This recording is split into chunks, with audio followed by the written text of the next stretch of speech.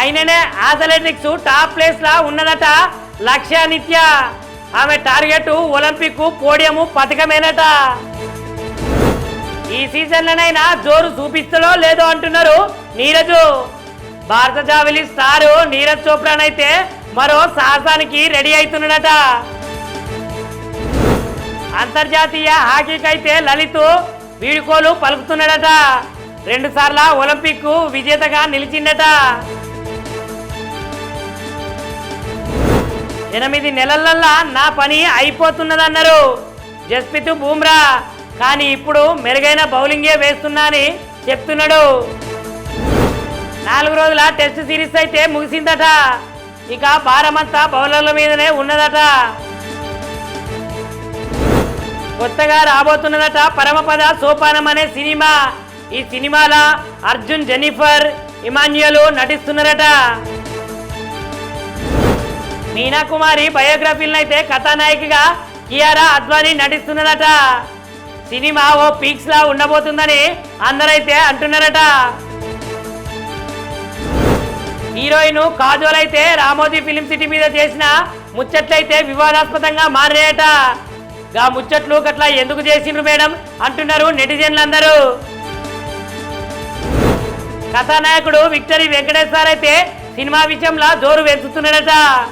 తొందరనే దృశ్యం 3 సినిమానైతే వస్తున్నదట. మత్తు పదార్థాల కేసులైతే తమిళ నటుడు అరెస్ట్ అట.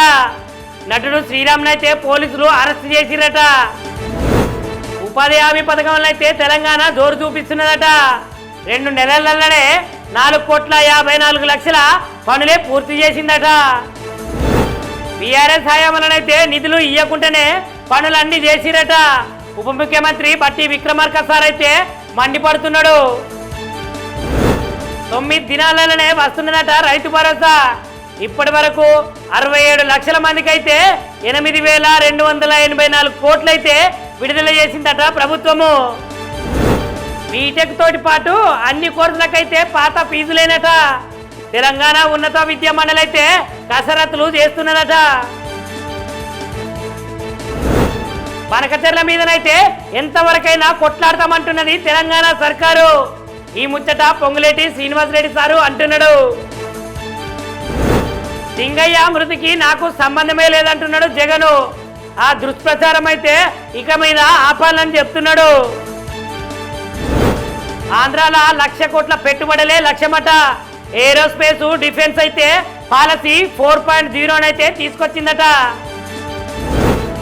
ఆంధ్ర ప్రభుత్వం అయితే మెతక ప్రభుత్వం కాదట. అరాచకాల్ని అణిచివేసే ప్రభుత్వము అని డిప్యూటీ సీఎం పవర్ స్టార్ అంటున్నాడు.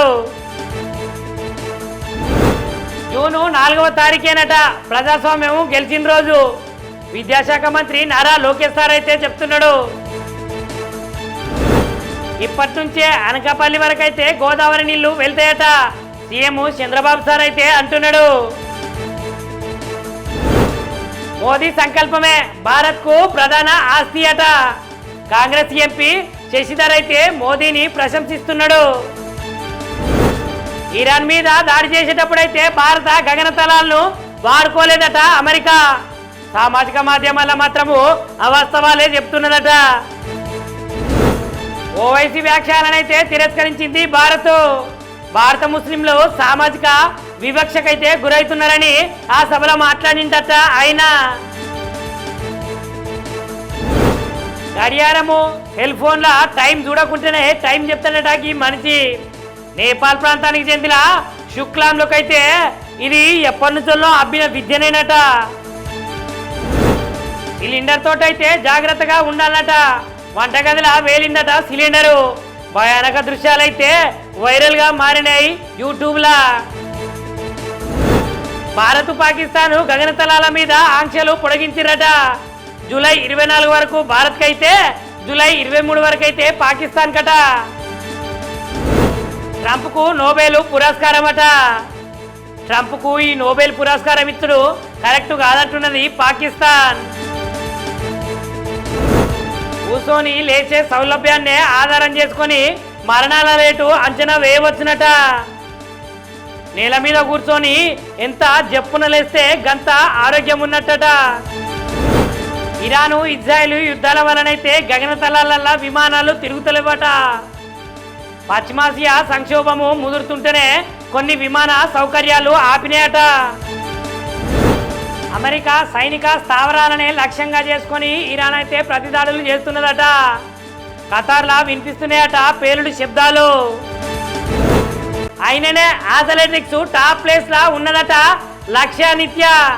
ఆమె టార్గెట్ ఒలింపిక్ పోడియం పథకమేనట. ఈ సీజన్లోనైనా జోరు చూపిస్తాడో లేదో అంటున్నారు నీరజ్. భారత జావెలిన్ స్టార్ నీరజ్ చోప్రానైతే మరో సాహసానికి రెడీ అవుతున్నాడట. అంతర్జాతీయ హాకీకైతే లలిత్ వీడుకోలు పలుకుతున్నాడట. 2 సార్ల ఒలింపిక్ విజేతగా నిలిచిందట. 8 నెలలల్లా నా పని అయిపోతున్నదన్నారు జస్ప్రీత్ బుమ్రా. కానీ ఇప్పుడు మెరుగైన బౌలింగే వేస్తున్నా అని చెప్తున్నాడు. 4 రోజుల టెస్ట్ సిరీస్ అయితే ముగిసిందట. ఇక భారమంతా బౌలర్ల మీదనే ఉన్నదట.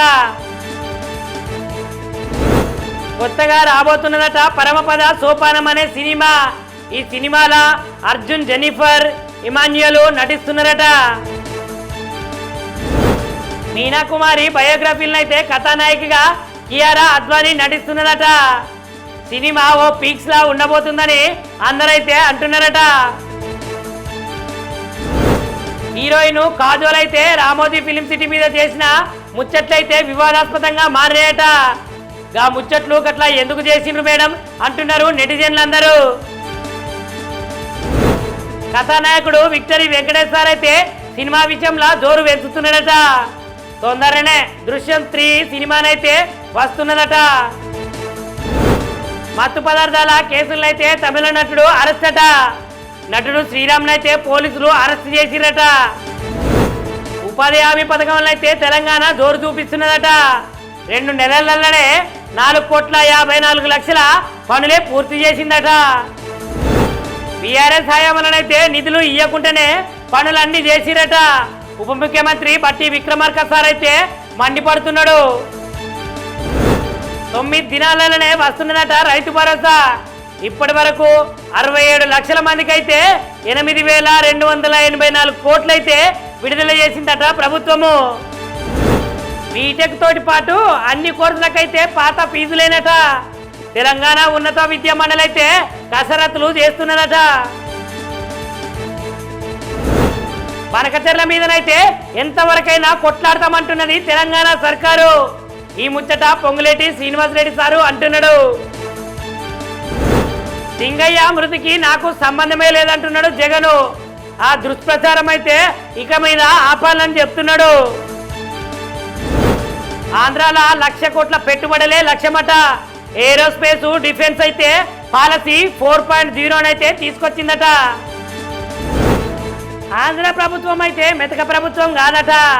అరాచకాల్ని అణచివేసే ప్రభుత్వము అని డిప్యూటీ సీఎం పవర్ స్టార్ అంటున్నాడు. జూన్ 4వ తారీఖేనట ప్రజాస్వామ్యం గెలిచిన రోజు. విద్యాశాఖ మంత్రి నారా లోకేష్ సార్ అయితే చెప్తున్నాడు. ఇప్పటి నుంచే అనకాపల్లి వరకు అయితే గోదావరి నీళ్లు వెళ్తాయట సీఎం చంద్రబాబు సార్ అయితే అంటున్నాడు. మోదీ సంకల్పమే భారత్ కు ప్రధాన ఆస్తి అట. కాంగ్రెస్ ఎంపీ శశిధర్ అయితే మోదీని ప్రశంసిస్తున్నాడు. ఇరాన్ మీద దాడి చేసేటప్పుడైతే భారత గగనతలాలను వాడుకోలేదట అమెరికా. సామాజిక మాధ్యమాల్లో మాత్రము అవాస్తవాలే చెప్తున్నదట. ఓవైసీ వ్యాఖ్యలనైతే తిరస్కరించింది భారత ముస్లింలు సామాజిక వివక్షకైతే గురవుతున్నారని ఆ సభలో మాట్లాడిందట ఆయన. గడియారము సెల్ ఫోన్ల టైం చూడకుంటేనే టైం చెప్తాడట ఈ మనిషి. నేపాల్ ప్రాంతానికి చెందిన శుక్లాంలోకైతే ఇది ఎప్పటి నుంచో అబ్బిన విద్యనేనట. సిలిండర్ తోటైతే జాగ్రత్తగా ఉండాలట. వంటగదిలా వేలిందట సిలిండరు. భయానక దృశ్యాలైతే వైరల్ గా మారినాయి యూట్యూబ్లా. భారత్ పాకిస్తాన్ గగనతలాల మీద ఆంక్షలు పొడిగించిరట. జూలై 24 వరకు భారత్ కైతే జూలై 23 వరకు అయితే పాకిస్తాన్ కట. ట్రంప్కు నోబెల్ పురస్కారం అట. ట్రంప్కు ఈ నోబెల్ పురస్కారం ఇచ్చుడు కరెక్ట్ కాదంటున్నది పాకిస్తాన్. కూర్చొని లేచే సౌలభ్యాన్నే ఆధారం చేసుకొని మరణాల రేటు అంచనా వేయవచ్చునట. నేల మీద కూర్చొని ఎంత జప్పున లేస్తే గంత ఆరోగ్యం ఉన్నట్టట. ఇరాను ఇజ్రాయెల్ యుద్ధాల వలనైతే గగనతలాలల్లా విమానాలు తిరుగుతలేవట. పశ్చిమాసియా సంక్షోభము ముదురుతుంటేనే కొన్ని విమాన సౌకర్యాలు ఆపినాయట.